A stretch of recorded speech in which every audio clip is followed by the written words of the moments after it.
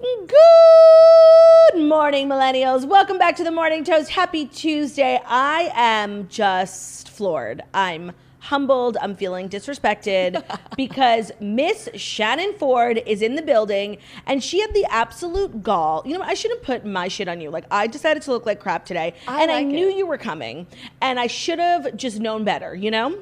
I thought about it and I said, you know, should I do a little dressed down moment, Right. a little athleisure? And then I thought, absolutely fucking not. I'm not doing that. I'm like embarrassed to take a photo with you. We always take a photo after to like promote. And honestly, I'm embarrassed. It's like when you show up to see the queen, you gotta just... Oh, Shannon, stop. Floss. We have gotten so many requests for you to come on the toast.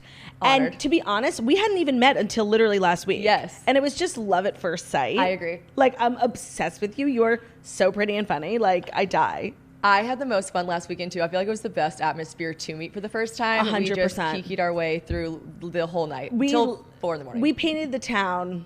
I don't even know. Like so many colors. So many colors. So many colors. Too many colors. You are a New York girly now. A lot of people know you, of course, from your time on reality TV, which Yes. I want to get into just because that like sounds like the worst thing ever. I don't think I could ever be on reality TV. I'm far too insecure. And now you're just like influencing podcasting, taking Yes. over the world. You just got a place in New York. I did. It's a lot to learn. Like I remember I put in the GPS to get here. I was like, she's an Upper East Side girly pop. Yes. I'm in Soho. I'm gonna make sure that we are on time. And I was still like profusely sweating through this like beast of an outfit because I was like, I just gave myself 45 minutes to get here, but I'm just still not sure if we're on time. So learning a lot. I have like a bodega that's like right downstairs and I'm trying to be all like New York and I keep like waiting for them to remember who I am and like remember my order and they're just like, what do you want? And I'm like, fuck. Yeah, it doesn't work like that. No. It takes years, like actual years. Truly, yeah. And I can see them silently judging me whenever I get mayonnaise on my sandwich. They're like, ew. Yes, What just is like your that. What is your go-to bodega order? I just get a sausage, egg, and cheese, and also they're like roller With mayo? Yeah. I don't eat sausage, egg, and cheese, but I know like a lot of people do, and I've never heard of anyone putting mayo on it. I know, and nobody does, really. I put mayo on like everything. Like I'm a mayo girly. This friendship was going places. I know. But we're at a halt. A lot of people share that same sentiment, and it's upsetting, but I'm a mayo girly through and through. Through and through. I'm a press-on Nelly girly, so yes, I get it. The episode with Hannah Burner. Yeah. We all have our things. We all have our vices. Ben is a mayo girly as well. Oh, okay. Yeah, it's a good condiment. What is your opinion on like light mayo? Because Ben has like a full dissertation written on it. Yeah, for me personally, I'm immediately out. Yeah, I Ben want also. nothing to do with it. I don't know why it's a thing. That's just absolutely Ben. appalling, and I don't think it should be on the shelves. I think the FDA really fucked up with approving that one. I completely agree. Me and Ben bad. over the weekend, I just came back from Texas, and Ben got a burger, and it was an Impossible Burger, and Ben wanted mayo, and they brought him vegan mayo. Not interested. And he was like really upset. Yeah, immediately out. Immediately We're out. doing the things we need to do by getting an Impossible Burger. Give us the real mayo. Right. And you know, that's why they brought him vegan mayo, because it was an Impossible Burger. Yeah, well, probably, yeah. Oh, duh. I didn't think about that either, though. I'm like, he's trying to be good. He's eating an Impossible Burger. Give him the real stuff. Oh my God, no, that's does actually make sense. extremely considerate. It's really nice, actually. Oh my God, that's so nice. I didn't even think of that. I'm shocked. Okay, so now you're like between Nashville and New York? Yeah, I spend time in both. It's just, you know, I was coming here so often. This summer, whenever I was at the Spritz.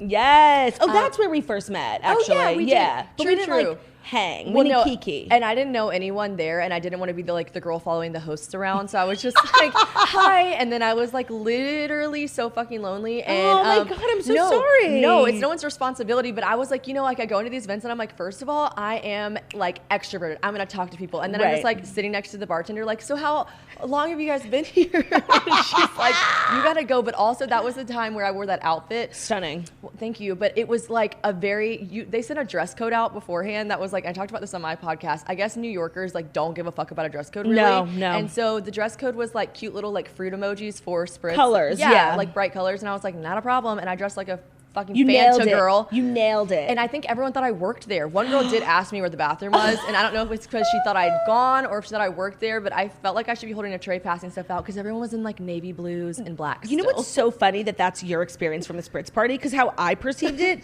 you're like really intimidating. Like you're so tall, you have this presence about you. You're literally like a supermodel. Oh so my impression of you was like, oh, she's like too cool. Like let me just be nice. Like I want to be your friend. So nice. So like that's funny. That's what your perception was because you didn't give that off. I was Okay, like, oh, good. she is just like too cool for us. I met Remy that day too. Like we were sitting in line at the elevator together, and so no, I feel like people reached out to me afterwards on Instagram and were like, "Oh, I saw you at the party." So I made friends and connections from that party, which was really nice. That is nice. Yeah, for the most part, the bartenders were like, "We have work to do here," and we can't talk to you. And I was like, "What is this that you're mixing with the tequila?" When I love that. That is fun. And they were like, Go away. You're also a podcaster now. You've had like a lot of podcast drama. Me and Jackie were like really invested in your story. Oh yeah. Can you tell me like what happened with your podcast? Yeah, so it was like one of those moments where it's almost like, you know how there's people who have podcast drama, like obviously like an iconic one, the Caller Daddy, right? Of course. So that was like dramatic as fuck and they don't talk anymore and like whatever, right? Mine was harder because it's my actual like really dearest friend. I was just in Florida with her and she was like completely taking like a shift on her life and just like woke up one day and like truly purely was like, I don't think this aligns with what I want to do anymore, and moved to Florida with my husband. And I was like, what are you going to tell your best friend like when she's doing the best thing for her and you know that and that's what she wants to do? I was just like okay. Like, I was just like, okay, what do you want to do? I'm going to lose my podcast and my best friend, or I just won't lose the podcast. Right. So then I was like, I'll just rebrand. And then my 4-year relationship, I ended that like within the same like month and a half period. So then I was like, I'm going to take a little break from just talking. I don't think I should be talking to anyone right now, like on the interwebs. I think I should just lay the fuck low for a bit and kind of like process these like honestly losses that of course. So that it was less drama. It was more just like, it was fucking sad. Yeah. Like, it was just a big bummer. And we, like, I don't even know how this happened, but we like charted really like number one. Yeah, no, the podcast was killing it. It was crushing it. And we had so much momentum and I was so excited. And then I was just like, as high as you are, it's like the further the fall. Right, so I was of course. just like, okay, well, and then you go through that perfectionism where you're like, I can't restart because what if it's not as good as the other one? And then you have people being like, just start. And that's anything in life. You just need to start it. Especially with a podcast. Like you can talk about it, you can whatever. Just, you don't need a business plan. Just start the podcast. Yeah, it'll come afterwards. Yeah. So anyways, it wasn't as much. And now it's so, I mean, it feels like it's been so long. And you and your friend are still good. I was just at her house for 4 days. Great. That's where I just was in Florida. You love to see female friendships getting through tough times. Yeah. And like I said, if any friend in life is like doing something to better themselves, who the fuck are you to not want them to do that? That doesn't make you a real friend anymore. And like if you get mad at it, then like you're the toxic one. You're toxic. Yeah. So me, not toxic friend. Do you think you're toxic? Am I the drama? Am I the villain? I think I'm the villain. I'm the drama. I think I could have probably a couple toxic traits, but I recognize them and I'm like, ooh, you're doing that thing. Yeah, is it toxic if you recognize it? Because I don't think so. I don't think so personally, but that's probably just me saying that for myself. That's you being toxic. That's me being toxic. That's one of my toxic traits. Yeah. I think my toxic trait, which you've probably already realized, is I talk over everyone. I do that too. And so I just want to apologize in advance. I'll also apologize in advance, but I probably won't because I'm a little scared of you and being on the set. So I probably won't talk over you, but like I do that on my podcast and I have to like literally fucking stop myself. Yeah, no, it's hard. Yeah, it's tough. It is. Especially when I get into a groove with Jackie. Like we do a dance. It's like us speaking. It's like we know when to, it ebbs, it flows. I know when to stop. Y'all are perfect at it though. And then like when she's gone and I'm here meeting new people, which I love and it's great for the podcast. It's different. I literally don't know how to talk. No, it's bad. I had to like issue a formal apology, on my podcast after I had like a guest, this guy, and like every review, every single one of them. And here's the thing, like I was editing the podcast at the time, so they don't even realize I cut out how much, right? I cut out more times I interrupted him actually. Like I interrupted him more, but I was cutting it out. So when every review was like, you cannot stop interrupting him, I was like, well, I don't think they're all just saying this to be rude. No, it's actual helpful feedback. Yeah, it is. So anyways, that's that on that. I don't think I'm that toxic though. Do you read a lot of podcast reviews? Because you should stop. I don't. I really do just forget about them. I'm on Instagram, so I read, and no one's on Instagram posting, this was the worst podcast ever. Right. People are saying the nicest things. Right. Yeah, so I always forget that you can go to iTunes, because it takes a bit. You have to go to iTunes, you have to click on your podcast, you have to see scroll. More. Yeah, so I actually, luckily, I forget about that kind of. Me too. It's like the one place I don't check, because I always forget that they exist. And I'm glad about that, because Yeah, and, I Reddit agree. Obviously hates me. And yeah, Reddit hates everybody, though, I think. Why do people hate, like, I know why people hate me, but why would people hate you? I think it's pretty easy. I just have to preface, I didn't watch Very Cavallari. Jackie did. No. So if it's from that, I don't know. Very Cavallari it's very rare people are still disliking me from that. That was like a really long time ago. I was on it for one season, and but now I think people probably just dislike me because I'm like really over the top, really talkative. I do like I do the most. You do the most, like all the time, and some people just don't like people that do the most, and some people are like, do the most. Yes, bitch. of course, I love that. of course. But like, I don't know. My entire life, I've just literally always been, you either like me or you just cannot fucking stand me. And my whole life, I was so fixated on like making everyone like me. Like, I mean, my mom would have to sit me down and be like, my girl, it's just not gonna happen. And I feel very happy that I've passed that point in my life where I try to make everyone like, and I can tell pretty quick on, I'm like, oh, oil and water, we don't really mesh. But and sometimes it sucks because I'll really like the other person. I know. But that's life, and it is what it is. So, in the words of Danielle Staub, you're either going to love me or hate me. There is no in between with me. There's no in between. And I'm very much, I find that a lot of people who like work in this space have that. I'm very similar. Like, all I want in this world is to be universally beloved. Same. And for anyone, that's not a thing, especially if you're like in a podcaster. Like, you're always going to be divided on whether people like you. And I'm like a polarizing person. I always have polarizing like hot takes on things, and so like as do you. And so it would be ignorant to think that everyone is going to be like, I just love that little girly pop. Yeah, girly pop. And you know what else is so interesting to me about you? Like, just having followed the arc of your career since the show, I think a lot of people who have been in a similar space as you have kind of become that girl from that show. And I think that in the years since you left the show, like, I don't even remember that you were on that show. Like, you've done such a good job of like creating a space for yourself on the internet with your podcast, with your Instagram, just all your content. And I think that that's so hard. So I really commend you for that. Thank you. No, I mean, I was also like, I don't want to say that the whole show was edited. Like, I was saying and doing the things, but I was totally playing a character. And like, yes, of course. Kristen honestly was really like nice and guiding me through the whole process, and she was like, we need someone polarizing, we need kind of a villain. And I was like, I volunteer as tribute, because I was like, if I'm gonna stoop to, this was 5 years ago, not that like if you're doing reality TV, you were like, it wasn't like, it wasn't like, I can't wait to see your season. It was like, you're going on a reality TV show. And so I was like, if I'm gonna do this trash shit, then I'm gonna fucking do it. And like, honestly, it panned out. So it's not, you gotta be polarizing. You couldn't be here without that.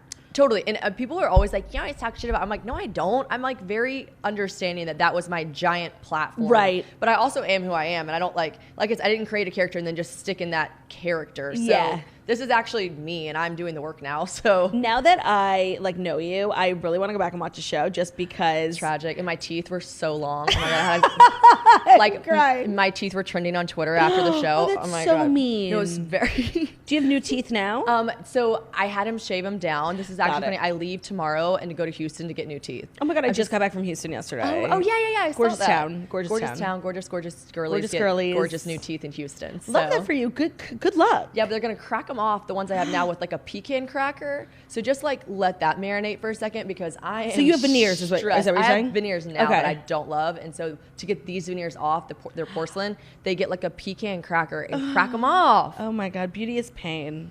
That is just. I'm like, tough. Put me out. They should put you out. Put me out. 100. You get like numb. I asked for some you get numb, but I asked for some laughing gas, and she was like, yeah, we're gonna do that. Right, but because then like you're awake, but until you hear all the sounds. It's the sound and the pressure and the like. I'm like, my nipples are hard. Well, Shannon is here to join me, of course, to deliver the Fast Five. I actually have 6 stories today, just because it's been a while since we did a show because I was on tour. Thanks to everyone who came out to the shows, by the way. I'll be at Chicago on Friday and Kansas City on Sunday, and today is Tuesday. I mean, you normally do this on Monday, but I did want to get your input on Unburden Yourselves, which is a segment we do here on Mondays from the Morning Toast, where people can just write in. Have you ever had a weekend where you were having fun, but something you did was so embarrassing that it ruined, like, you can't think about the weekend without thinking about the time you fell in front of Mary-Kate Olsen. That's what happened to me, and that's what spiraled this entire. Oh my God! It might have been Ashley. I'm not sure, but that's what started this whole segment. It feels good to just unburden yourself. Once you talk about it, you can really set it free. Do you think that the guy that fell in the pool at the spritz party, like, That was his. That was his. Yes, that happened at the Spritz party. So we've all been there, and it makes you feel less alone. So we have 3 submissions from girlies who wrote in. We'll do that at the end of the show. And I do believe that you might unburden yourself with something you did recently. Let me think. I was just in Florida. I had this, we were in West Palm, which is a beautiful, bougie town. And it was hot there. It was a humid place. This isn't like that, but when you brought this up before the show, I was like, oh, what was I like? So I gave myself the ick about. I just like I was in front of a lot of important people, and I kept like not liking my hair. So I went to the bathroom and I would like put it in like a clip. Cute. With like little pieces hanging front. And I came back. Slut strands. Someone was like, oh, I like your hair. I was like, it's just so hot. And then I like went to the bathroom again and was like, I hate my hair. And so I took it down and I put 2 braids in the front, and I came back, and I think I realized by the end of the day when this like guy was like, you just like have had like 4 hairstyles since you've been here. I just realized I look like that girl that was just like, I don't know. And that, I mean, like I was inserting braids at some point. Like that's just too. That's a commitment. We should just, take it easy. Just have a little bit of frizzy hair. And I was embarrassed that someone literally was like, called since you out. I've seen you here, you've had 4 hairstyles. He called you out. Honestly, that was disrespectful of him. That was rude as fuck. Rude as fuck. Okay, well, thank you for sharing that. I hope you feel better, lighter. I do. And you can move forward with, a more positive energy. Less hairstyles, more positive energy. Less hair. Everything we have to unburden ourselves with, we learn a lesson from. We do. For me, it was like, stop wearing such big shoes, Were you wearing big shoes? I was wearing chunky clodhoppers, like huge boots, platform, probably 6 inches, and it was like 3 a.m. and I didn't even trip. I don't know how I fell. I just collapsed, literally. Oh, this is when you actually fell in front of Mary or in Ashley. Front of Mary / Kate / Ashley. All 3 of them. Yeah, it was just so embarrassing. And I was with I've told the story 1,000 times, but I was with my friend Gabe, and I was like, did you see that? And he was walking right in front of me when I fell. He was like, no. So I was like, okay, maybe it wasn't as bad. And I tricked myself into, and I came on the podcast. I talked all about it. And I was like, but Gabe didn't see. So Gabe said it was fine. And then literally a week later, Gabe was like, no, I saw. I just didn't want to make you feel bad. It was really bad. So now honestly, unburdening myself hasn't made it better. But now making it into a segment, at least it was worth something. It was worth something. It was worth the content. And also now we're wearing less platforms. Sensible shoes. Yes. I'm married. I don't need to be wearing crazy heels, We were wearing some tall, we all took our shoes off when we were out. Wait, what was I wearing? I was wearing the shoes that I wore with you when we went out were the shoes I wore when I fell. No. Yep. Well, you took them off. And I did. We all did. But Margot that's a safe space. And we you never were want to be the only girl taking your shoes off. No, Margot did it first, and I was like, you know what? Love that. I would love to take these off. Yeah, but if you're the only girl wearing your shoes, it's you're the one who can't hang. Yeah. So you never want to be the only girl to take off her shoes. But Margot really created a safe space for us to do that. She did. I will always be the girl to go to the buffet line first or something, but I will not be the girl to take my shoes off first. Actually, I'm more conscious of food, so I'll be the last person online for the buffet, but I won't be wearing shoes. Okay. Yeah. We're barefoot in the buffet line. We're barefoot in the buffet. That will be the name of my next book. Yes. Barefoot at the buffet. Okay, so I think it's time. Shannon, are you ready to dive in? We have 6 stories today, just because it's been a while. Here are the fast 5 stories that you need to know before you wake up and take a bite out of your morning toast. And today's episode is brought to you by, Allbirds. Spring is around the corner, and the warmer weather is perfect for exercising outdoors. So that's why Allbirds is perfect for spring, really perfect for year round, but it's the perfect shoe, perfect time to get outside and move, whatever your speed. So their Tree Dasher 2 is the next evolution of their Allbirds best-selling running shoe. They add comfort to every run with lighter, more responsive foam, extra grip, and an improved fit to keep you running and nature winning. They're made from their roster of natural materials like merino wool, eucalyptus, and sugarcane. Their lighter and more responsive foam adds a spring to every step. They have extra traction grips for the pavement, and they have a sportier angular heel which softens the impact on your foot. I don't know if I have flat feet, but I don't have normal feet, and I find the Allbirds to be extremely comfortable. Obviously, I don't spend a lot of time running outside, but I spend a lot of time running through airports, and Allbirds are super comfortable. So if you want to check out the Tree Dasher 2, their running shoe, discover your perfect pair at allbirds.com today. That's ALLBIRDS.com. Today's episode is also brought to you by Jenny Kane. Jenny Kane is doing home now. You love her cardigans, you love her shoes. She's doing home now, and they have some stunning pieces like the Brentwood buccal chair, which comes in ivory and natural buccal, the handcrafted accent chair that everyone is obsessed with. It's perfect for your bedroom, your living room, or den. It adds interest and effortless style to any room. Jenny Kane is just that girl. She has effortless style. If you don't like, I'm not great at like design, but I feel like if I buy anything from Jenny Kane Home, like it's good. You know, I know Jenny's stamp of approval is on it. They also have candles and slippers, which I already have at my house. Her candles smell amazing. Her slippers are everything of the sort. And it's just the perfect thing that you need to make your home like kind of like a California retreat. Her scents are inspired by California. They're hand poured in Los Angeles. They have shearling and suede slippers. They are the ultimate indoor indulgence. So get 20% off all furniture and home decor, free shipping on furniture, early product access, and much more with Jenny Kane Home membership at jennykane.com/membership, or you can just go to jennykane.com/home to create the space you'll never want to leave. That's JENNIKAYNE.com/home. All right, Shannon, are you ready for your first Fast Five? I'm so ready. So the first thing we have to talk about is the Grammys. Yes. They were on Sunday. I did get a chance to watch them after my show, and they were cute. I did the recap via you. Yeah, they were cute. They were cute. Obviously, everyone was like, I like got very over all the like slap talk like so quickly. I know. We were all just like marinating in it, and we were just like... So everyone was talking about the Grammys, and I didn't realize the Grammys came so soon after the Oscars. I know, and I just like, to be honest, like I'm still living in the Oscars. Yeah, well, everyone is. Yeah, so obviously. Like when that happened, I was like, oh, look at the outfits. Yeah, and you know what? I felt like there was like kind of a lot of star power missing. Like, you know, Beyonce wasn't there, Taylor Swift wasn't there, Totally. Ariana Grande wasn't there. I didn't feel like it was really star-studded. It just felt like a very new age Yes, cast, young. which like those photos honestly will like be iconic later on. Because Yes. we'll be like, oh my god, look at Olivia Rodrigo when she was That's so young. True. But like in the moment, we're like, where the fuck is Taylor Swift? Yeah, I know. Yeah. And she was nominated for Album of the Year. And a lot of people are quaking because I thought it was going to be like Olivia Rodrigo sweep. She was nominated in the big 4 categories. Yes. New Artist, Album of the Year, Song of the Year, Record of the Year. And she only won New Artist of the Year. She won 2 other Grammys, but not in the big 4 categories. And people were like quaking over Jean-Baptiste, who I cannot lie, I had not heard of. I now know he's like the band leader for the Stephen Colbert Show. Okay. And when I was watching his performance, me and Ben were like, this guy is everything. Like, he was giving the most. Yeah. So was I extremely surprised? Yes. But I have to imagine that's how other people felt when Casey Musgraves won. Now everyone loves Casey Musgraves, but some of us have been on the train for 4 or 5 years, and like we knew. But I'm sure a lot of people were like, who? Well, you know, do you remember when I mean, I know he's iconic, but I don't Bon know. Iver? Beck? Yeah, oh, yeah. When he swept the Grammys, everyone was like, everyone that I know was like, who the fuck is Beck? And Right. And then I remember roles reversed whenever Chris Stapleton swept the Grammys. I, being from Nashville, know and obsess over Chris Stapleton. But at the time, everyone was like, who the fuck is Chris? And I was like, don't you dare. Right. Chris Stapleton is iconic. So like. But I guess it just begs the question, what is Album of the Year? Is it about the music that reached the most people? Because I think in that case, it would have been Olivia Rodrigo or Billie Eilish. Had to. Or was is she it nominated about, as well? Yes, and Taylor Swift, Billie Eilish, Olivia Rodrigo, like it was stacked. Yeah. So what is Album of the Year? Is it, you know, songs that sold the most, or according to the Recording Academy was the best, like substantially? I think the Recording Academy, they pick it like based on their style. Yeah.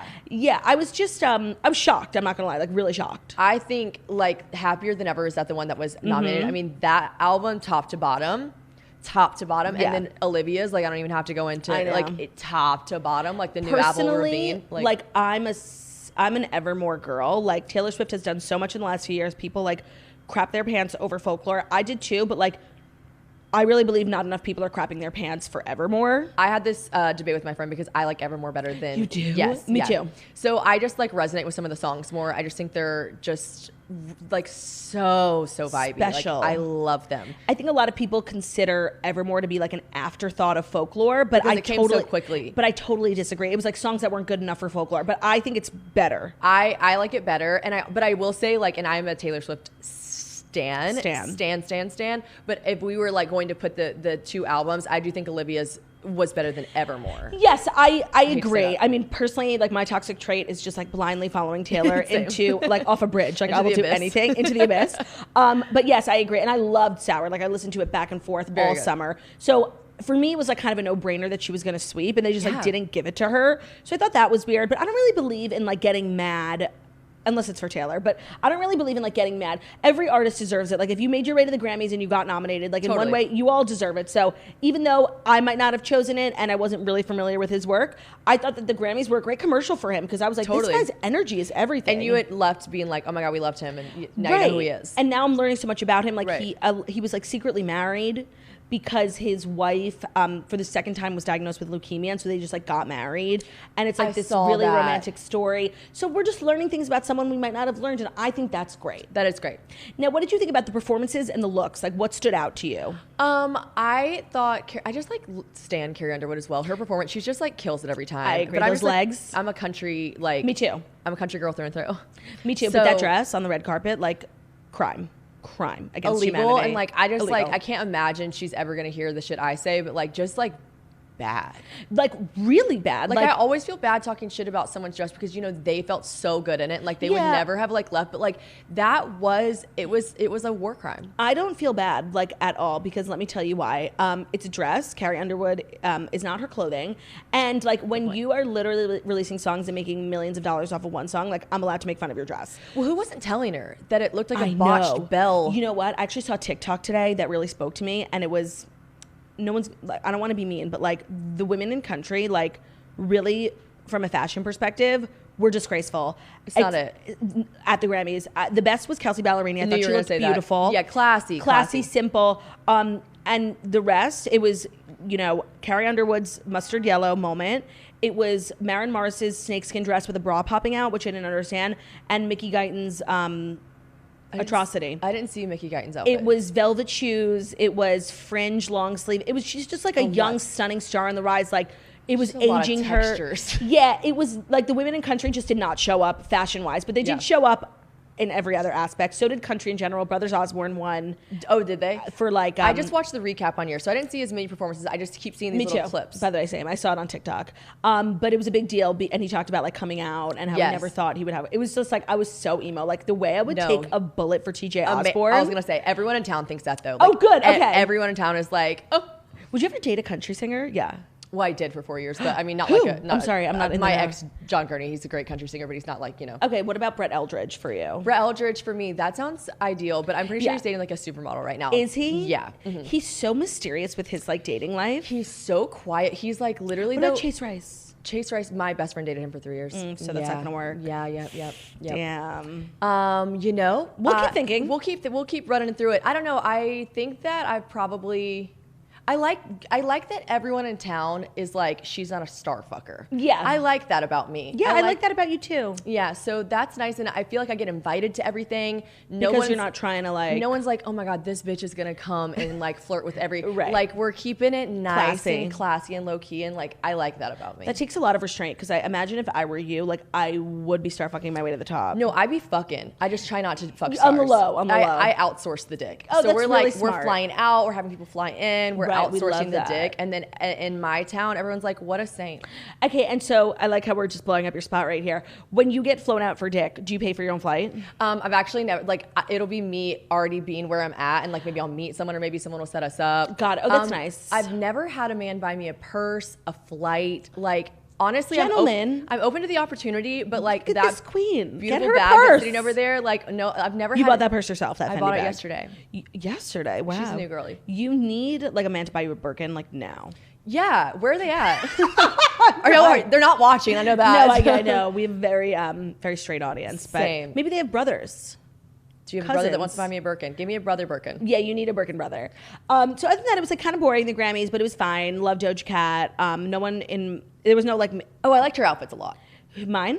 Yours? Thank always. you. Doja Cat's. Me too. She was probably the best dressed in my opinion. I love just like cutouts and tie. I just love sexy little bodies. Yeah, I think Halsey also is up there for best dressed. Oh, yeah. Hers I love cool. a hat.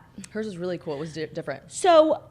I don't know, maybe my bar is super high because of the slap, but I was like, when is something crazy going to happen? Well, now everyone's thinking that about everything. I know. Should I slap you while we're here? Please. Okay. Oh my God. You're the only person I would be like cool with it.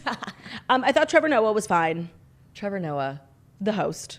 Right. He was fine. Okay. Like, well, indifferent to it, obviously. So yeah, he was just like really professional and like really not funny. Ew, do you think he was scared because of what course happened? Oh my gosh. That's sad. Yeah, of course. And I think just like in general, beyond the slap, being a host is a thankless job. Like Yeah. It's so much work, especially if you're doing it as a woman. They have you change outfits 1,000 times. Yes, and someone's always going to be like, that was boring. That wasn't good. I mean, there's no one that's just like, he killed it through and through. Someone always has something to say about one part of it. You can't win because you're either like, if you really go there and say like crazy jokes, like Amy Schumer's getting backlash now. Right. Or so you're boring and then everyone's like, you're boring. Right. It's totally. I don't think there's a worse job in Hollywood, honestly. No, and you're there for so long and half the shit is not even your written jokes. No, of course not. So it's like you like get all this backlash and you're like, wait, but I didn't it wasn't even mine. Yeah, like I didn't even write I this have funnier jokes. Right, totally. The Academy wouldn't let me say them. Yeah, so it's like. So you know what? It was fine. That's where I'm gonna leave it. Yeah, I didn't watch. Last year's ratings were like an all-time low, and they're slightly up this year. So yeah, but I think people were just tuning in to see. Yeah, but I also think like they tried to combat that. They were streaming on Paramount Plus, which was like a first. You can watch it on CBS. Okay. So I think they thought the ratings would be like much higher with a streamer. Right.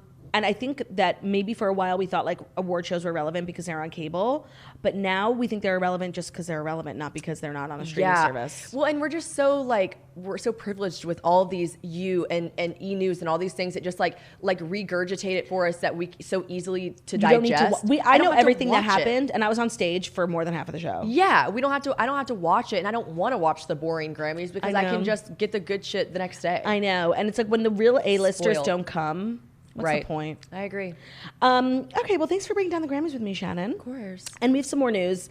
It is a Kardashians heavy day, but like there's major Skims news because her new campaign is literally breaking the internet. Wild as hell. She has hired Heidi Klum, Tyra Banks, and Alessandra Ambrosio for her new, and Candace Swanepoel, for her new Skims campaign. So she is, kind of eclipsing the Angels. The shapewear mogul's new Swims icon campaign has supermodels Tyra, Heidi, Alessandra, and Candace posing together for the very first time.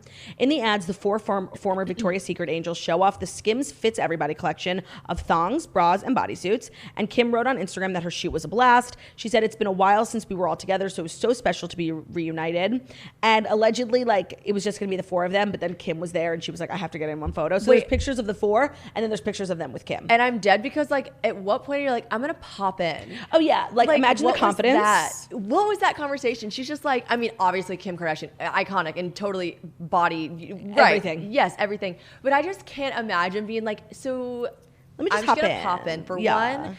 I don't know. Also, like, I think it's absolutely wild that she had all those people in one place. I know. What is their marketing budget? I mean, they're like now valued like over, I think, almost $2 billion. So like Skims they have alone? Skims alone. So they have a lot of money, and so this isn't surprising. And I do feel like this is kind of eclipsing some of the progress Victoria's Secret has made in the last couple months. Like Victoria's Secret has made it extremely clear that they are going to be like moving forward, like revamping the brand, more inclusive. Like they made huge waves when they signed Remy, and they Bader also, from TikTok, which love Remy, and I love that for them. And I love that they acquire Frankie's Bikinis. They just bought like an $18 million stock in Frankie's Bikinis. Yeah. So they're really trying to make progress.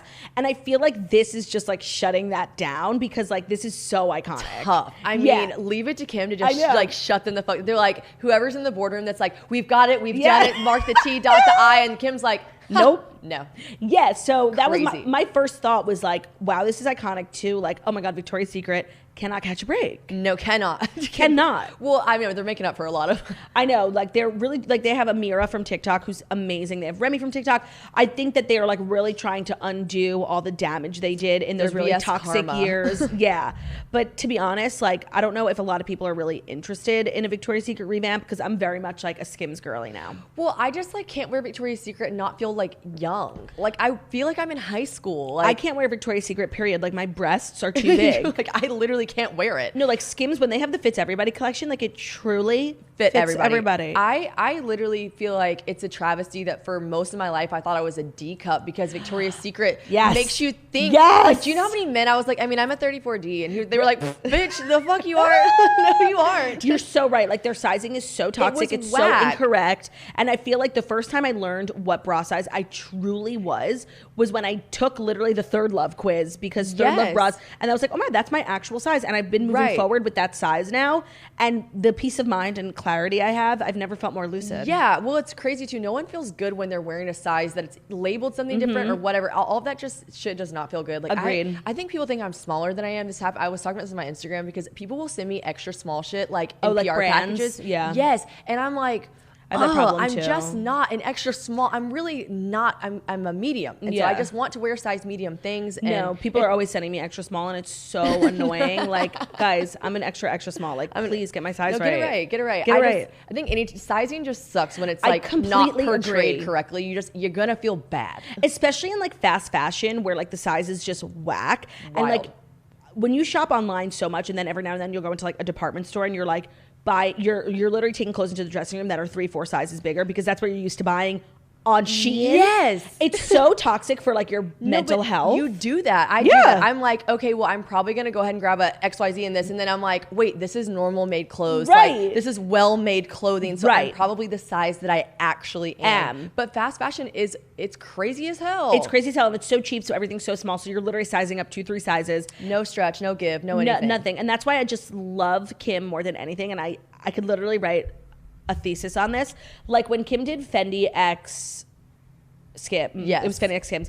And like there were not only plus size models on the website, but like literally sizes that Fendi has never made in their life. I'm like, this is so iconic. Like it's just the fact that this isn't the normal is so stupid. And the fact that Kim was able to get Fendi to size up is just next level. Like they're literally on the totem pole of like designer brands. Right. And like they don't like waver for anyone and they don't give a shit about any like bad, like really I feel like brands that big just don't care about bad press. They're like, whatever, we're going to be iconic. We're Chanel, we're Fendi, we're whatever. Exactly. So the fact that Kim Kardashian could come in and like make them sell like these 3X, 4X sizes, iconic. No, and you know what? I feel like the Kardashians get so much shit for like setting an unrealistic beauty standard, Khloe specifically. And I don't even want to get into that because I don't agree with it, but like there's a huge conversation about it.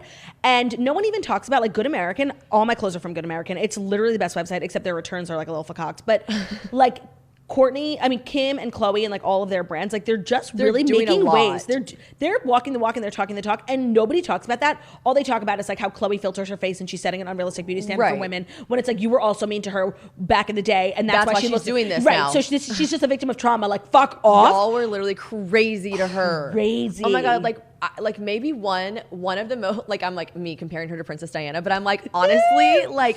She was so brutally attacked. I think more than Kim. Like of course, way more than Kim with her like pregnancies and stuff. Like I know that was her own trauma, but like I would be way more fucked up in the head. Of course, she's so now killing it, honestly. Yeah, and the way that everyone is just like now they're saying she's too skinny and her photos are too filtered. It's like, why do you think she's doing all of this? Like for the years and years where like people wrote the nastiest things about her, people were tweeting, commenting the meanest things, like she's literally damaged from that. Also, could you imagine someone saying that you're too big your whole life and then you like work out twice a day, eat healthy, have a chef, and you get like fit as fuck, and then someone's like, ugh, you're too skinny. You're setting unrealistic body standards. Smoke would literally come out of my ears. I'd be like, I know. Like, so what?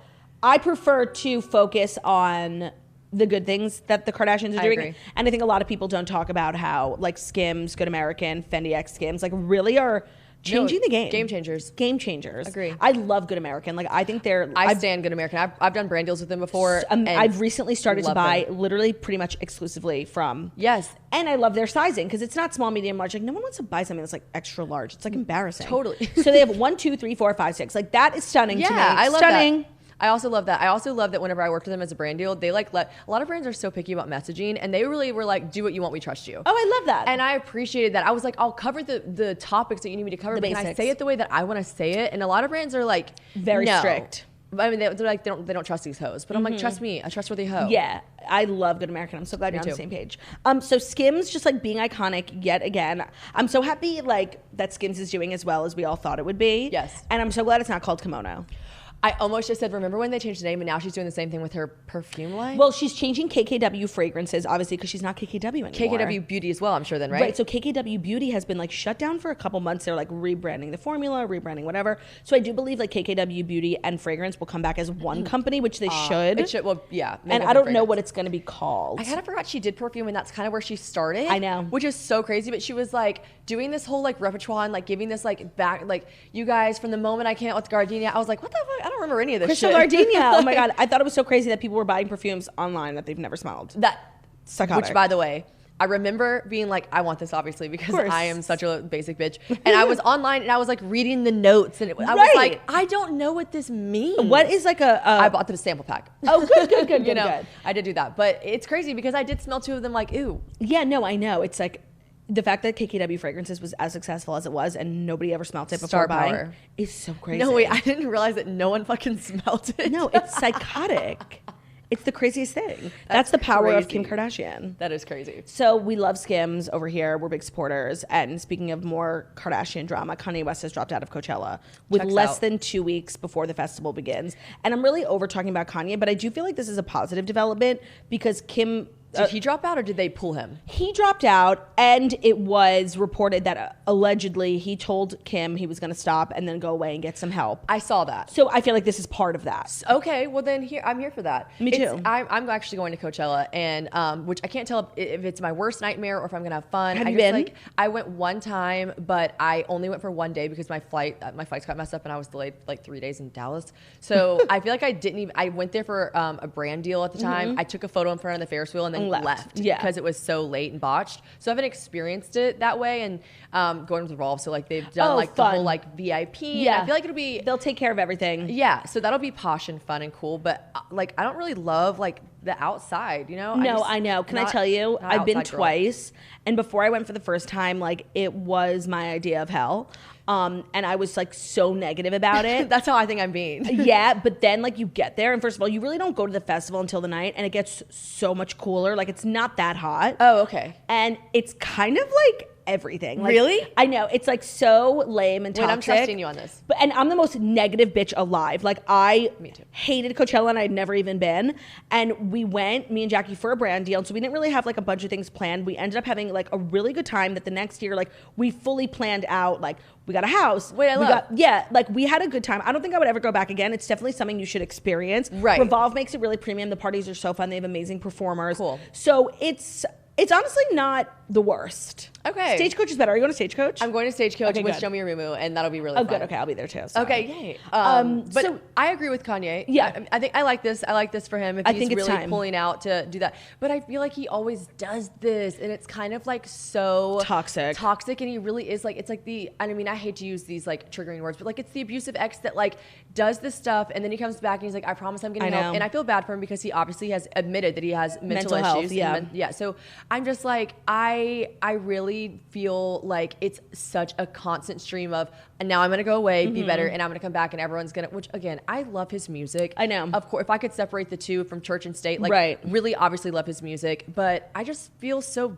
bad for Kim. Me too. I just feel so bad for her, and I feel like she's probably, if I was her, I'd be thinking, okay, he's going to go away and come back. And like, what's to say he's not going to do it 5 years from now? Yeah. So like, I've really been annoyed with Kanye in recent weeks and like really not even wanting to talk about the stuff because at the end of the day, like we can all like eat up the gossip and everything. Right. But it's Kim's life and this is harassment and this happens to a million people who don't have security and all this stuff. Totally. So I'm like, I really am like annoyed with him and I'm glad that I think we're at the end of it now and he'll go and seek help. Yeah. But do you think her and Pete are gonna get married? Okay, so like the way we've talked about Kim and Pete, like the evolution has really changed because at first it was like, yes, this is the perfect bachelor bounce back, rebound. Right. And now like it's just reported like Kim met his grandparents. She came to Staten Island this weekend. Like and then like seeing the text messages of like him defending Kim to Kanye. Like the way. And he's branded. Yeah, I know.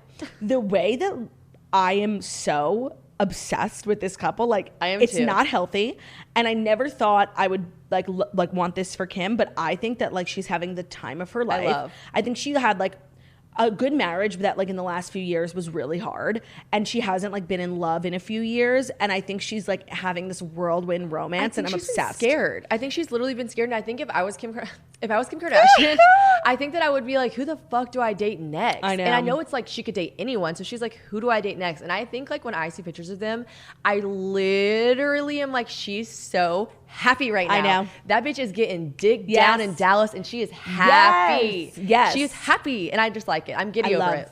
But so people are saying here's who's going to replace Kanye. Okay. Which, by the way, I feel like a lot of people... I haven't even looked at the performers for Coachella. Oh my God. I think a lot of people bought tickets like to see Kanye, so I think a lot of people might be like really disappointed. Yeah. But they're saying maybe The Weeknd, maybe Justin Bieber. Okay. Maybe Tyler, the Creator. Okay, so he was the headliner, correct? Okay, so this is pretty crazy then that he just dropped the fuck. I mean, the headliner, because like when you watch, I don't know if you've seen I don't know if it's a documentary or whatever it was with Homecoming with it shows. Yes, Beyonce. It shows the work that they put in. Months. It's months and months and months. It's performance. It's stage work. It's all dancing, choreography. It's crazy. And then I was at Coachella the year that Ariana Grande was there, and I remember watching, being like, there's a spaceship. Now there's a this. How do they do all this? How does she know all this? Where does she know where her feet go? And then I was like, oh, they do this for, it's like it's a pinnacle for people. Right. You know it's like a Super Bowl halftime show. Exactly. It is, I would say, one of the steps below. Yeah, agreed. And so, because it's just like so sought after, and it just, the preparation. Yes. I'm like, the preparedness. Yeah. The preparation for it is wild. So yeah. Who the fuck it's is gonna 2 weeks pull it away? Do you think they'll do someone that's already done it, that like kind of has, or maybe someone that's on tour currently that has an opening Stage because set they're and already stuff. like, choreographed and stuff. Yeah. Or This is someone that crazy. requires very little, like someone who's more understated, Ed like Sheeran. who doesn't, right, like an Ed Sheeran, just a man and his guitar. Have you ever been to one of his shows? I have, and I literally thought it was the worst concert I'd ever been to. I cried. I thought it was the best concert I'd ever What? been to. I would put it in my top 3. Well, because I love his music. And So do I, by the way. But I was like, this is crazy. He has absolutely no overhead for this whole, like my brain it's goes him there. and his little pedal. His pedal. And his guitar. And I'm like, okay, I get it. The That's really... set doesn't change. Nothing changes. I think the biggest venue you can do with that kind of style is maybe an arena. I saw him at a stadium. It was outside. There's like helicopters. I'm like, I can't even hear this bitch. Like, it was so quiet. I saw him at a stadium, but I was in a box, so they feed the... I was in a box too, by the way. They feed it through. Maybe I it got was nothing fed to me. Okay, they fed ours through, and so we were just like having the best time. But like, honestly, I remember just all I could think about was like the finances behind it all. I was like, he is fucking cashing out, not having to pay anyone. No, you're 100% right. Like, that's why comedians make so much money when they tour, Totally. because it's literally a man and a stool. There's no overhead. Right. And so I was thinking the exact same thing when I saw Ed Sheeran. I'm like, no, this tour, and it's a stadium tour, like, he's making millions per There's show. also just I was kidding about him like headlining Coachella. Like, no, everyone would be like, what the No, it's so low energy. Like, yeah, like what? I mean, Everyone's on Molly. They're like, a lot of people are hoping it's Taylor. I think Taylor, first of all, would never replace Kanye. Like, she's too like She would proud. never. She would never. I think just a lot of people are like hopeful Such a about good that. call. She would but never. To replace someone of Kanye's stature, you need like a Kanye, an Ariana. I'm not a Kanye, a Taylor, an Ariana, a Beyonce. Like that's the name like that you need. Damn, I wonder if Beyonce would do it again. You know, that's an interesting take that people don't want to touch the replacement of Kanye. Right, because it's like it's icky. It's like sloppy seconds. Well, no, I think anyone would be happy to like just be like, yeah, I'll fill in. But I just feel like people wouldn't want to, like you said, like they're now associated with the... You know what? I actually think Fall Justin into Bieber is it. the perfect person to do it. I agree. He's on tour right now, so like his show's already choreographed. I don't know if he has like the day available. He might have a show that day, but I do think he would be perfect for it. And he's friends with Kanye, so it's not a big deal. Not weird. And he's like just as big. He's just as big. Has he done Coachella before? I don't think so. So that's the only thing I could see him being like, I'm not going to half-ass it my first time. Right. No, you want to have like the announcement, like you want the whole thing. Okay, I'm very interested in this. Me too, but like people like pay a lot of money to be there. Totally. So like you need to really step your pussy up. Step the pussy up. Yeah. Pop the pussy for us. Do you think at The Coachella. Weeknd would be an appropriate fill-in? You know, I love The Weeknd's music, but I just have never like gotten down with him. Like, I don't think I could watch a whole Weeknd show. I Like, know. I remember he did, was it Super Super Bowl? Bowl. Where he was in the mirrors and Yep. he was like whatever. And I just remember being like, I'm not like popping my pussy. Yeah, I'm not. not obsessed. I'm not obsessed. It was more art, and I understand that it was definitely more like artistic than it was like a bangers. Right, like you're not headbanging. Yeah, in but I front of mean, him. people love The Weeknd, and he can totally like I think people on drugs would really like to see The Weeknd. I know you really have to take in that factor of the Yeah. drugs. I saw Gaga and it was life-changing. Yeah, Yeah. Okay, Gaga would be like a top performer. I feel like. Well, she was at Coachella. Yeah. Okay. That was the first time we went, and that's like me and Jackie had a brand deal, so we were like, okay, You just know Gaga's every going. song. You don't realize you know every Gaga song, but you do. You know every Gaga song, Every single one. and they're all like head boppers. No, and like even people at Coachella are very like alternative, like yeah, like I love like I can't relate. like I'm not Tame that interesting. Impala. And so I thought like a lot of people wouldn't have been into Gaga, but like she just has a way about her, like Yeah. everyone fucking slaps, everyone She's loves the endearing songs. also. Like Yes, and quite the performer. anytime I see any of her interviews and stuff, I'm endeared to her. Like Right. I like her. Because there could be 100 people in a room, Yes, totally. and 99 of them don't believe in you. But I believe in you, Shannon. Thank you so much. Claudia. Pink is like starting drama in our next story. And your merch. Yeah, yeah. Oh, yeah. Sorry, I totally forgot to promote new merch. Sneak peek. Can't say. Okay, Pink is mocking Rolling Stone magazine. You've been irrelevant since 1990. So they posted on Instagram, like this picture of promoting an article, like 25 of the best Grammys performances to talk about the Grammys. And then I guess they left her off of it, and she has Did she perform? In recent history, she was doing aerobics, you know, she was singing it up in the air, you know. They meant in general. In general, not this year. Just like in history, before the Grammys premiered on Sunday, they were like, watch back some of the best, and they left her out of it, and they posted a picture on Instagram, like top 25, whatever, and the picture that they had posted was a picture of Taylor Swift, and was like, here are 25, click the link in our bio to see the top 25 Grammys performances. And I guess they left Pink out of it, and they used a picture of Taylor Swift to promote. And Pink has been like, not overly, but like she's been critical of Taylor Swift in recent years. Yeah, I've seen. Especially on Watch What Happens Live, like before Taylor, back in the day when Taylor used to like not talk about politics. Right. Pink was like giving her shit for it.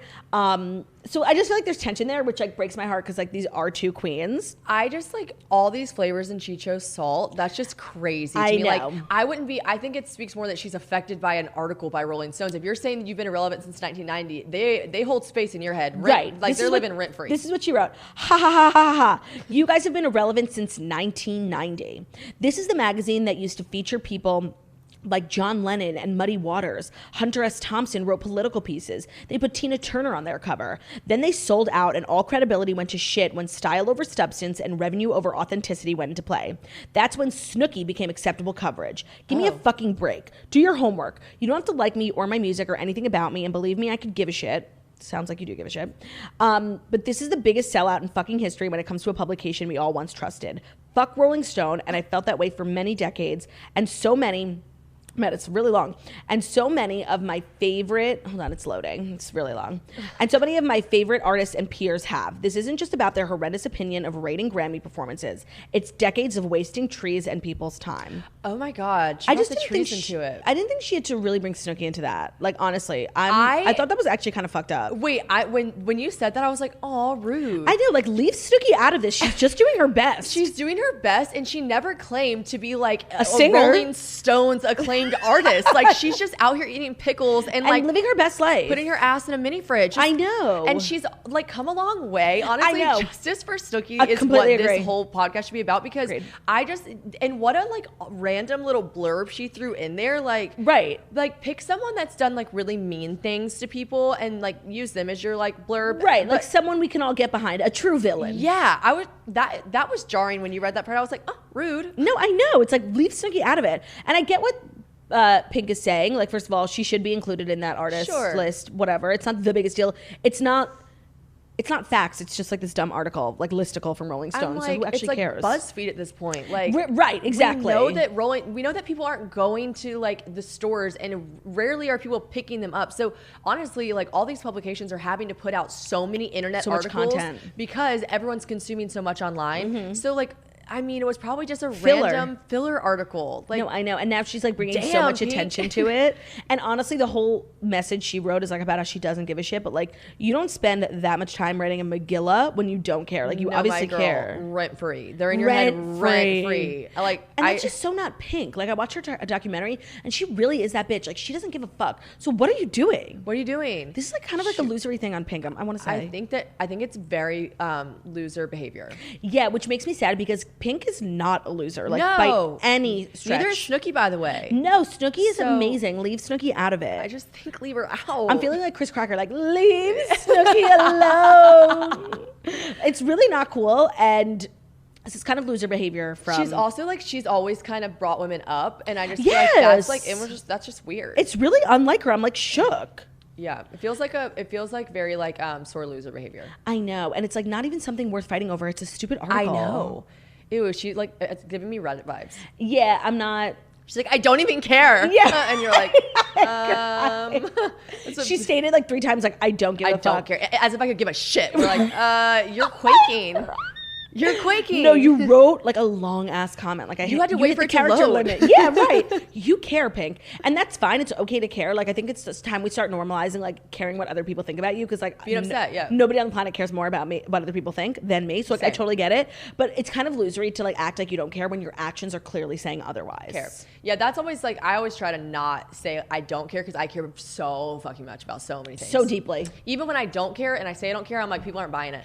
Yeah, no, I'm like always that bitch. Like, I don't don't give a shit. If you knew how many times I cried myself to sleep, like, I care a lot. I be caring. I be caring. I try to keep that narrative pretty clear. You can call me Karen. I'm Karen. I'm fucking Karen. No, fuck, too long for me to get that one. I just like, I think I'm pretty honest and open about like how articles like fucking suck. Of course. I have to physically just like not look at them because if I look at it, I'm gonna be Karen. You have such a strong accent. Where are you from? Really? You think it's Southern? Are you Southern? I'm from South Carolina, yeah. Yeah, you sound like hella Southern. Wow, okay. People say that. People in the South say I don't sound Southern at all. Oh, and then people outside of the South are like, where are you from? Yeah, you are. So you live in Nashville, but you're from South Carolina. Yeah, so just like South. Like you're juggling the so balls of Southern. the South. Yeah. I like it. I want to talk like that too. That was not good.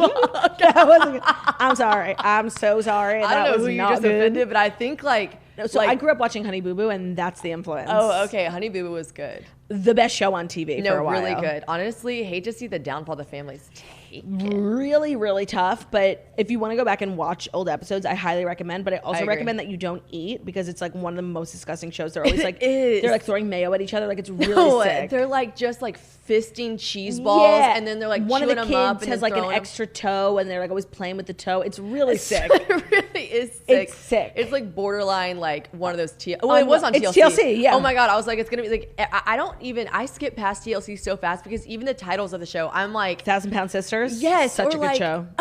What's the one? The hoarding one. Hoarders. I cannot with the Hoarders. Buried alive. They're actually buried alive. And don't forget about my 19-pound scrotum. I want to. Yeah, no, you shouldn't. Forget about it. Sister Wives, a classic. Oh, you know what I got really into back in the day? What? Gypsy. Gypsy Weddings. Yes. Oh my God. I mean, my mom would have to peel me away from the TV. And then one time I went to this little town in South Carolina that was like, I don't know, I think I was trying to buy like a prom dress for cheaper. Right. And I was like, wow, some of these dresses. And she was like, you know, we were on, what is the, was it like, My Big Fat Gypsy Wedding? My Big Fat Gypsy Wedding. Okay. She was like, you know, we were on that. And I was like, sold. Shut the fuck up. I'm getting one here. The chokehold that show had me in, Unreal. first of all, the way they would get into those dresses.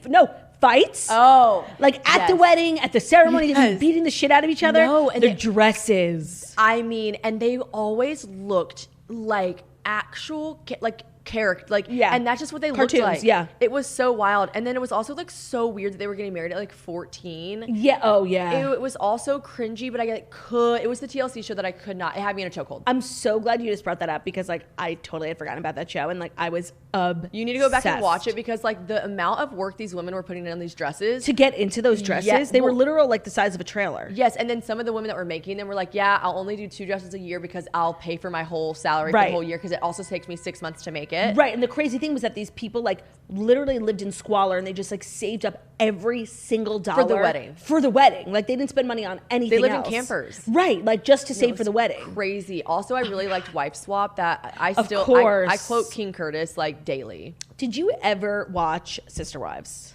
Sister Wives? No, I didn't get into that. It's still on the air. Oh, really? And there's a lot of drama. One of the wives just left. Oh. Christine. How long have they been sisters and friends? Well, they have been wives and sisters since I was in high school. That's when I started watching the show. So 11th grade, like 2011. That's a long-standing show. It's a long marriage, too. They're not jumping from different, like, men with... There's one man, 4 wives. Same family. This whole time? Yeah. Wow. It's deep. And they've kind of been run out of like, they used to live in Utah and then they were, because polygamy like is not legal. Yeah. So they were like run out of Utah, then they went to Nevada, then Arizona, and I think they're back in Utah. Is it legal in at least one state? Probably Florida, right? I don't think it's illegal anywhere, but I'm not 100% sure. You don't think it's legal anywhere? No, I think it might be legal in Nevada. That's it. Damn. Yeah, so it's really interesting. I'm learning a lot from TLC. Yeah, TLC. We have a few more stories that are brought to you by Manscaped. Ladies, have you started spring cleaning yet? The carpets need cleaning, the drapes need dusting, and you and your man's lawn need mowing.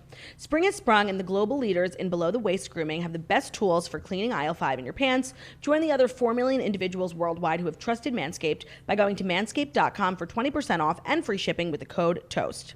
Manscaped has the full package your household needs for spring cleaning this year. The Performance Package 4.0 is the only tool you need to keep the lawn smooth and smelling fresh. Help them smell the roses with the Weed Whacker, the nose and ear hair trimmer, and they provide proprietary skin-safe technology which helps prevent nicks, snags, and tugs on your sensitive areas. Manscaped is also committed to raising awareness for the most common form of cancer in men, which is age 15 to 35, and giving support for fighters, survivors, and families impacted by testicular cancer as a part of their We Save Balls collection. So with the start of Testicular Cancer Awareness Month in April, Manscaped has partnered with the Testicular Cancer Society to bring awareness to testicular cancer, men's health, and early cancer detection. Get 20% off and free shipping with code TOAST at manscaped.com. That's 20% off plus free shipping with the code TOAST at manscaped.com. Ben loves Manscaped. We use all of their products. Out with the old grooming habits and in with the new at Manscaped. All right, Shannon, are you ready to keep going? How are you feeling so far? I'm feeling good. I really liked all the verbiage of that ad. Yeah, you're a balls girly? Yeah, I'm just so inappropriate. I just like, I'm like a child. Well, personally, I can't participate in any activities where balls fly at my nose. So. You don't like them? No, it's a quote from Clueless. Well, there goes your social life. Sorry. Come on, Shannon. Oops. Okay, next up. This is like the breaking news of the day. I don't know why I buried it. I thought you were going to have like a really interesting story of why you can't have balls fly at your face. No, when Amber gets a nose job, I can't participate in activities where balls fly at my nose in gym class. This is the breaking news of the day, and I don't know why I buried it so hard, but Kourtney Kardashian and Travis Barker are married. Shook to my core. When you told me this, I said... It just happened. I go, I have chills, full body chills. So basically, the Grammys were in Vegas. They were there because Travis performed with someone I can't remember. This is confirmed, like 100% confirmed. It's from TMZ, which pretty much means it's confirmed. Okay. So they were in Vegas, and allegedly they eloped at a Las Vegas chapel at 1:30 in the morning, local time. And TMZ has reported, the insiders told the outlet that Kardashian 42 and Barker 46 didn't allow the venue to take pictures. They brought their own photographer and security, and the Keeping Up with the Star and the Blink-182 drummer reportedly asked for an Elvis Presley impersonator to officiate the ceremony. However, this will not be the PDA-packed lovebirds' only wedding, according to the report. Sources also said that there will be several other celebrations in the future, lots of fanfare, and I quote. So they just got married legally. This reminds me of when Joe Jonas and Sophie Turner got married after the Grammys, and like Diplo was there because they were getting married abroad and they needed a legal license, so they did in Vegas, which I thought was like so cute and funny. Thought it was cute. Like his brothers were there because it was like somewhat planned, but it was still an elopement. Right. So this is just like so uncourtney because they're so family oriented. Yeah, wait, so her family wasn't there? I don't think so. They weren't in Vegas. They were so mad that Diplo blew up their spot. Right. And I like wish someone blew up their spot. I want to see pics from it. I know. I'm sure we actually will see. I could see them not doing like a super formal wedding, and I could see. Wait.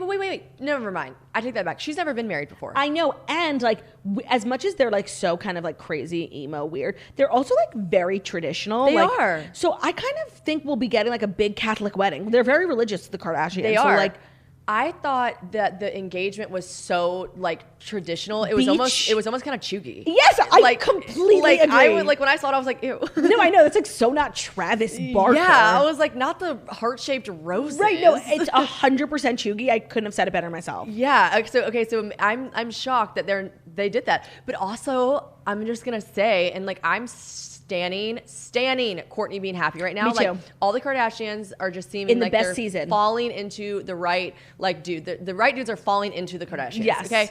So I'm happy for that, but I also like low key think that getting married in Vegas and eloping is also kind of chuggy. Yeah. It was cute whenever Sophie and Joe did it because they still had like a full wedding, and this was like. Before you get married in Italy, you need an American marriage license. Right. So it was kind of like two birds, one stone. It was like a funny, cool moment after the Grammys. Right. But then it was also, maybe they're getting married. Maybe they're doing it abroad too. I don't know. I just feel like it's very them in the sense that they're like rocker or whatever. Right. But it's like also just it's kind very of like Pam and Tommy. Yeah. Okay. I mean, I guess whatever. I hope that they're like filming this for the Hulu show, which premieres literally in 10 days. They have to. There's no way. I know. She's been a good sport so with that. like, boundaries. Yeah, but she's been a better sport. I feel like she's been showing a lot. Like I would have never guessed she would show like her engagement. The journey. When they said that I don't know, a lot of times on reality TV, like when people don't have anything to talk about, they like say they're going to try for more kids. Like we've seen that on Housewives so many times. And it's kind of like filler. So I'm really hoping that's not the case because I would love to see a Barker-Kardashian child. I dead ass think they want to have kids. I think so too because they're so obsessed with one another. I'm also just like such a I will follow the Kardashians into the abyss. So I'm like, I believe them. They want to have babies. No, and they've really said like in no uncertain terms that this show is very different from the E! Show. The E! Show, especially towards the end, was filled with so much dumb, like fake pranks. I was looking at the pranks. Like I couldn't. And they made it seem like that's what E! really wanted and that this is very like documentary style, much more real. Love. So I have to imagine what we're seeing is truthful. That's going to be hard for them because I bet when they showed up to work every day, they're like, we know we got to do the thing. Stupid we got to do that. We got to wigs. shake the salads. We got to dress up as each other. We got to call, on what's his name? Todd Cranes. Todd Cranes. Auntie Chris. Like, I wonder if they're like, damn, it's kind of hard to be this real on television. Harder work, for sure. Yeah, but you know. But they're also doing it on their own terms. Just needs to get up and work. No, you need to get your fucking ass up and work. Because honestly, it seems like no one wants to work these days. Nobody. That's so true. You need to surround yourself with people that want to work. So happy for Kourtney and Travis. Like, I do really stan. Yeah. I need Kim and Pete to like follow in these footsteps because I'm so obsessed. And I see a bromance brewing between Scott and Pete. They keep like posting each other on Instagram. Scott took a video of, they all have these like really cool golf carts that Chris got them all for Christmas. I saw. And Pete was driving Kim's pink one. Yes. He like dropped something off at Scott's house and Scott took a video. Scott and Pete would get along. 100%. Like degenerative. Totally fun. Being degenerative. They're like the spinoff of Jackass. Bad boys. Yeah. I love it. And they're I love like a that bunch Scott, of YouTubers in a mansion that just got Logan like all Paul the money. Energy. Yeah. I love that Scott is still in the fold because like even though he's messed up many a time, I do have a safe space in my heart for him. I do as well. But he needs to stop with the underage girls. It's odd. It's disgusting. And they all look the same. Exactly. And they all go through not skinny, not fat. Amanda, we love her. She just talked about how the transgression of like once it's like the Scott Disick effect after he like they end things with him because they have like the best season of their life. Yes, they become like these classy. Yep. Like, Sophia Richie is like unreal. In the best place ever. I also like love her. Is it her husband or her boyfriend? I don't know. Is she married? I don't know, but he's so sexy to me. Yeah, I don't know what he looks like because he's like a nobody, but but happy he's for him. Tall and hot. Love that for her. Yeah. Okay, well, we do have 6 stories just because I thought this was interesting and I wanted to get your take on it. Okay. Elon Musk has snagged a Twitter board seat after buying the largest stake in the U.S. social network. So Twitter announced this morning via tweet and a filing with U.S. Securities and Exchange Commissions that Elon Musk, who's obviously known for PayPal, SpaceX, Tesla, is joining the social network's board of directors. News broke earlier in the week that Elon had purchased more than 9% stake in the social media company after criticizing its speech policies in late March. The news that the technology entrepreneur had purchased several $1 billion worth of Twitter stock sent the shares of the company very high yesterday. And then the Twitter CEO announced this morning in a series of tweets saying, I'm excited to share that we are appointing Elon Musk to our board. Through conversations with Elon in recent weeks, it has become clear to us that he would bring great value to our board. He's both passionate and intense critic of the service, which is exactly what we need on Twitter and in the boardroom to make us stronger in the long term. Welcome, Elon. So I'm just like really jealous of the fact that like, you know, you can like not like something in a company, so you just buy it and change it. Like I want to have enough money to buy TikTok and then give myself more followers. Yeah, no, you know? shadow ban. I listened to you in Hannah's episode. I'm shadow banned. We're like, air quotes. I see you pop up on my feed too, but I think it's very curated to what you want, and I want you. So, that's so sweet. I think that's iconic to be like not interested in what you're doing. I'll buy you. Right. Let me just do it better. Yeah. I wonder if he's gonna like really, really change it up, and do they let board members change it up that much just because they're a board member? I don't know. Right. I mean, I do think that Twitter's obviously like open to his suggestions because he could have bought the 9% stake and not gotten a board seat, but they gave him one. Yeah. Right. But also, Twitter's fucking irrelevant. So like Elon Musk is out here making news about Twitter. Like they should be grateful. They should be giving him more stock. Agreed. There are people out there that are Twitter stans still. They're like, only the funny shit happens on Twitter, and I just don't agree. Not like, true. Only toxic shit goes down on Twitter. Like if you have a lot of followers on Twitter, you're toxic. Yeah, and I just like the fact that they make you make such short little blurbs. Like I have more to say. Yeah, and we're long-winded queens. Nothing comes across correctly on Twitter. I don't think, and I just think Twitter. I want to delete mine. Sorry, Elon. I deleted years ago. Yeah, I just want to. I'm not interested in it. It's just not. It's not even good. It's not fun. Anyway, sorry, Elon. That was a poor business mistake, I think. I know, but I kind of love just like the boss ass energy. Absolutely. Of just buying something that you need to fix. You know, I was telling you about the bodega. I'm like, I buy the bodega. Yeah, right. And then they'll start remembering your name. They'll start calling you boss. It's Shannon. No, they'll start calling you boss. I love that. If you had unlimited money, like what company would you buy? I would really buy TikTok. I'm dead serious because one, I think it's a good investment. Yeah, I think that's a great investment. And two, like then I would finally get more followers. Yes, I would just like make myself like Tom from MySpace, right? Where everyone has to when they make one that's like he's on there and you can't remove him as a friend. And then like everyone I don't like, I would take their checks away. Yeah, no, not in their checks, their whole accounts. I would disable them. I would just go into the office every day, be like, "Who's starting stuff on with me today?" Yeah, delete account. Delete. That's ban, Twitter was doing a lot of that as well. Right. Ban. Yeah, I'm trying to think of a company that I would just mayonnaise. I would buy Duke's mayonnaise. Duke's. I'm a Duke's girl. I don't know what that is. I'm sorry. There's the Duke's mayonnaise. Oh my God, there's this like whole skit on YouTube that's so funny. It's all these like, it's like shit Southern women say. Okay. And this like iconic line is like, oh, she like eats egg salad and she's like, oh, she didn't use Dukes. And I've never even heard of Dukes. Dukes is iconic. Okay, so you would buy Dukes? Yeah, I actually have a Dukes trucker hat, and I wear it on airplanes a lot just because a trucker hat on an airplane and whatever. And what kind of changes would you make internally at Dukes, or nothing? You would. I would blow their spot. I would give them funnier commercials. I just really want more. I want more people to know about Dukes. Is what I want. Yeah, because I never heard of it. I don't feel like they're getting the recognition that they deserve. I completely agree. But when I was on an airplane, they were like, she was like, "Is that a Dukes hat?" And I was like, "Yeah." And she was like, "Oh," and I was like, "Good choice." Unique. Like, don't come at me. Unique. Starting mayo fights. Don't come at me. I get removed. I get my TSA pre-check taken away for a fight over mayo. Well, Elon Musk, happy for you. We'd love to see investors investing, you know? That's great. No, it's good for them. Yeah. If Elon wants to invest in the Morning Toast, like, we believe in free speech and absolutely, we are beautiful, stunning, and smart. So we'll take an investment. We'll take $6 billion for 2%. I'll start I love all those TikToks. There were people walking into the boardroom. They're like me going to my dad asking guys, I'm asking for $6 million for 0% return. I love those TikToks too. Well, Shannon, congratulations. You made it through your Fast 5 and actually made it 6, so it was a little hard for you. And I think you did amazing, sweetie. Thank you so much. It's honestly, it's tense coming in here because you really are just like iconic. And I couldn't like reverb off of what Hannah Berner said more than just like, it does feel like a check mark in just life to be here, and I'm very grateful and humbled. I love you. Well, we're not done with you yet. We still have one more segment for you, and that's the Unburden Yourself segment that I'm really excited about. Today's are super funny, and they're brought to you by Movement. In a tiny apartment in Southern California, 2 college dropouts teamed up to create a watch company that broke all the rules. They have fair prices, unexpected colors, and clean original designs. Movement is one of the fastest growing brands selling watches, shipping over to 160 countries across the globe. They've now expanded into blue light glasses that protect your eyes from screens. They have minimalist jewelry and more style essentials that don't break the bank, and they're all designed out of their California headquarters. So their watches have an unbeatable price point. They have the look and quality of a watch that's $400 to $500 at a department store, but you are getting a fraction of the cost because they were built online and they own the process from start to finish at Movement. You'll get a beautiful watch shipped right to your door for free, and if you don't love it, you can ship it right back for free. And the blue light glasses, which I'm personally a really big fan of because I spend a lot of time in front of my computer, my phone, especially before bed, and the Everscroll blue light filtering glasses are a game changer. I leave them on my nightstand, and before bed when I'm watching TV or scrolling on TikTok, I wear them, and it really helps me with eye strain, and I fall asleep a lot faster. And the frames are really modern, really cute. If you want to elevate your look with style that doesn't break the bank, then join the movement and get 15% off today with free shipping and free returns by going to mvmt.com/toast. Again, that's mvmt.com/toast. All right, are you ready? I'm ready. We have 3 girlies unburdening themselves. I love this for them. And we're just going to try and make them feel better. You know, sometimes it's really hard, but we try not to shame, but like, you know, anything happens. Hello, ladies. This isn't so crazy as I've done much, much worse, but on Saturday, I was out and drunk at the bar.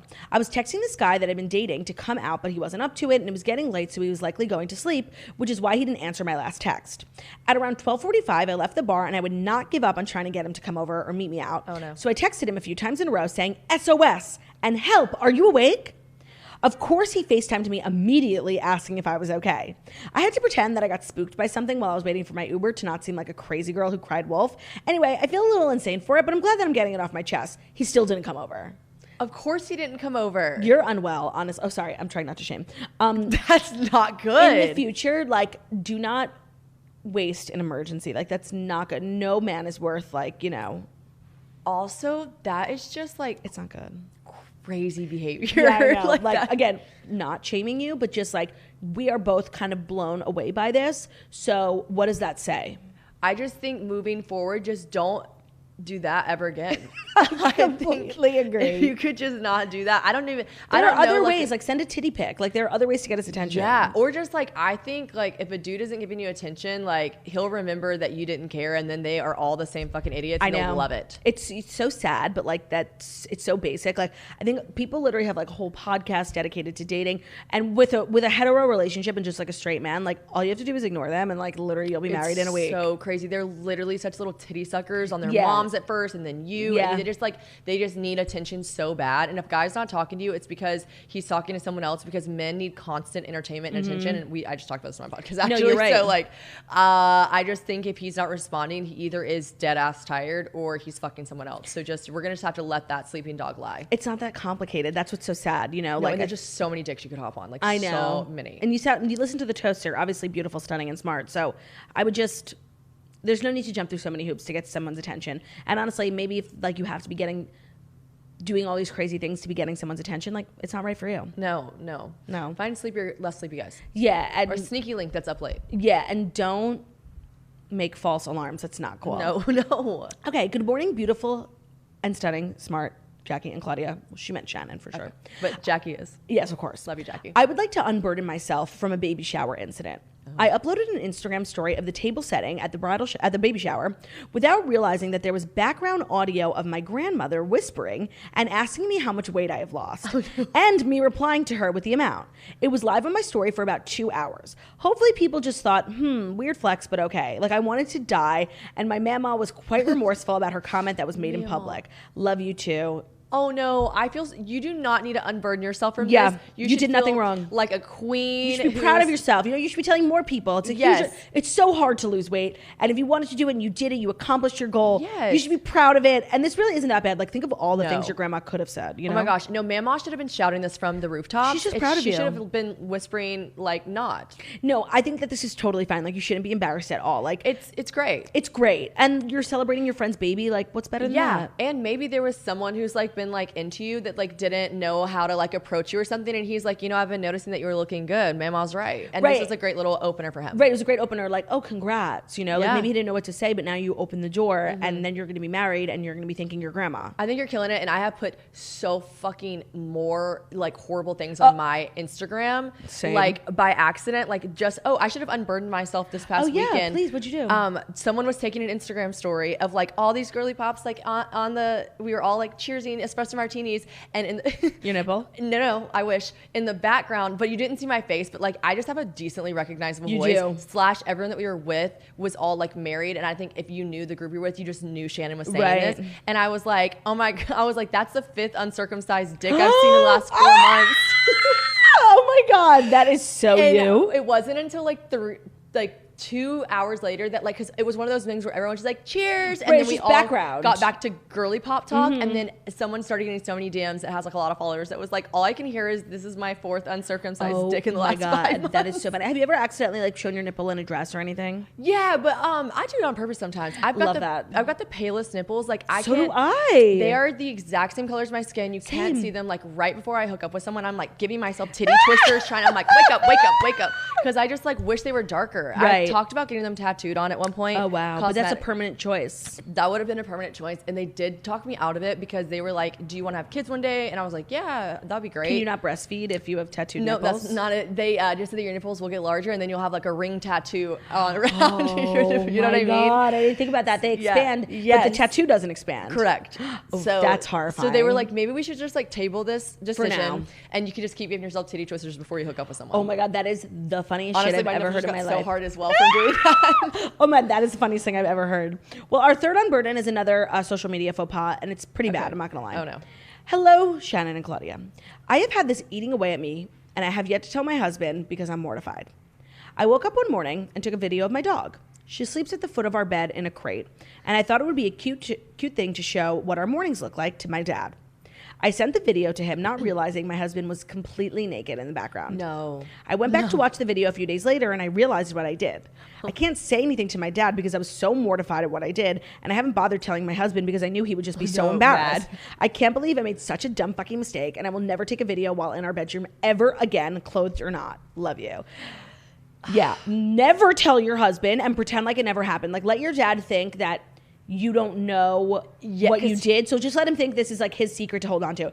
Also, it's quite possible, like, dads are not like the most savvy, it's very possible like he has no idea. Or that he didn't, you know how like a video is small and then when you click on it, it gets bigger? Yeah, maybe he didn't open it. In the small icon, which I feel like the dads are clicking, they're not like expanding a video. So true. Maybe that's the thing. Also, your dad either doesn't know or feels wildly uncomfortable because my dad is just like a savage and he would just text me back immediately and say something like absurd. Right, we don't know her dad's personality, so we're just guessing. He doesn't want you to bring it up either because he would have either tried to make light of it, make a joke, or he would have like just been like, this is highly inappropriate and just let him. Oh my, this is like so horrible. Like, I hope can't. He doesn't send the video to someone else though, being like, check out, not noticing, Sally's but like, look how dog. cute the dog is.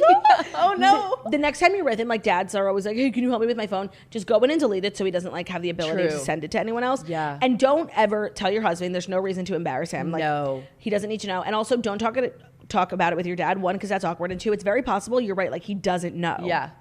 Oh my God. Never tell your husband though. That's horrible. You have to be so careful these days. That's so bad. I saw the funniest thing once a while ago. Someone sent me, it like had some girl like sent a picture of her engaged, like she got engaged and she sent it to like live photo. Yes. Have you seen that too? Yeah, big dick, it went though. like viral. Yes. Honestly, good for her. For those who don't know, this girl like was sending a picture of her engagement ring. She was like obviously got engaged maybe on vacation. They're like back in the hotel room.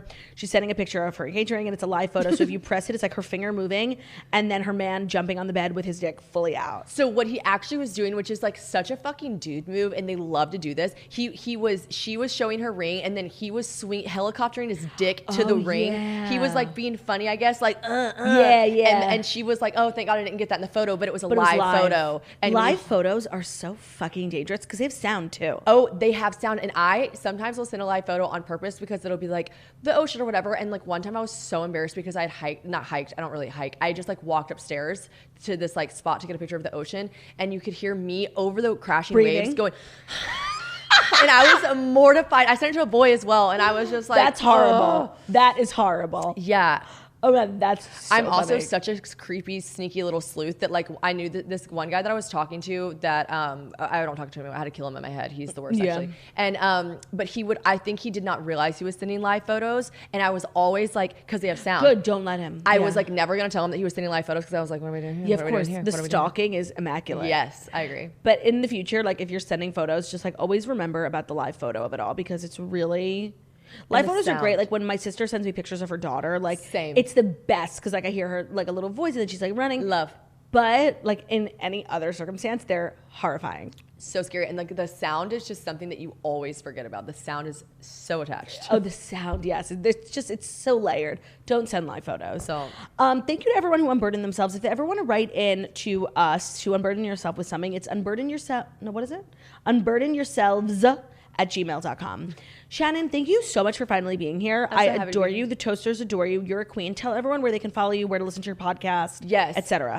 My podcast is probably a podcast. My Instagram is probably Shannon Ford. I made this. Let's talk about the probably. Sorry, let's not end the episode yet.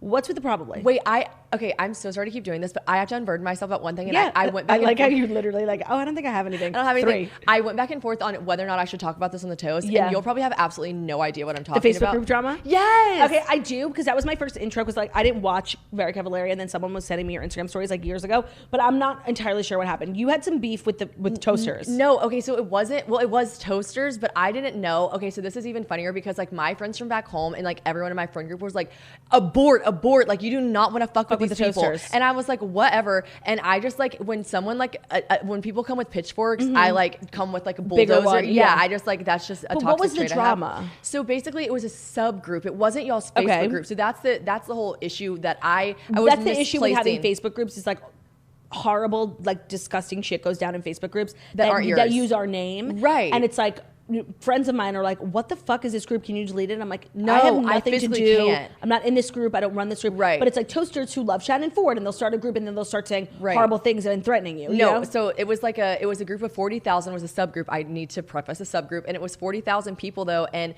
it was back when I was selling presets. And listen, I know you can like give them to your friends and like share. You can, the but pack, it's a business. Do whatever. And I get so it. But they had this thread where they were. Someone's like, I love Shannon's presets. Can you share them here? And again, like I said, I'm not so crazy to be like, it's stolen digital property. You But can't it give it is. to your friends. Give it to some of your friends. Do it for sure. Send it to whoever. But like, it was a group with 40,000 people, and I was just like pretty pissed about it. That's I was piss-worthy. like, and I was like, hey, and I just remember being like, I obviously know this is not the like the owners of the toast, but I was like, could y'all like tell this group to like stop it, cut it out? Yeah. And they came for my fucking jugular. Oh, yeah. And I was like not prepared. They were like, it was like, oh, you want to take your presets down? You're ugly as fuck. And I was like, what? I was like, oh my God. Oh my God. Those Facebook groups were so toxic. We don't do them anymore. They were so toxic. But I got a DM from either you or Jackie, someone that like literally just responded and was like, this is not us. And I was like, it's so embarrassed. Well, because they were making us look so bad, like acting like fools. By the way, it's a full crime, like to distribute. It is stolen digital property. It's stolen, like that's like someone, like ripping our audio from our Patreon and giving it away for free. When you get the preset, you do like sign. Yeah, of course. No, it's fully illegal. So anyways, all I know is that I just like popped off for a second and I was like, listen, you little fucking toaster strudels. I was like, I don't. It was me who messaged you. Oh yeah. Well, no, it was from the Morning Toast. Oh, okay. Wait, I'm gonna go find it. Hold on. Oh yeah, so maybe you'll be able to see. But it was, yeah, it will definitely be right up top. And I was like, listen, you little fucking toaster strudels, we're not doing this, and I'm not scared of y'all. And everyone, I mean, I want to say 5 minutes later, I was issuing public apologies. Oh, but literally, I found it. You mentioned us in your story five times, and we wrote, that's not our group. You're like, oh, I thought for sure it was. Well, the owner of that group or whatever it is deleted the Dropbox files anyway, so justice has been served. Okay. Sorry for tagging you guys. Sorry.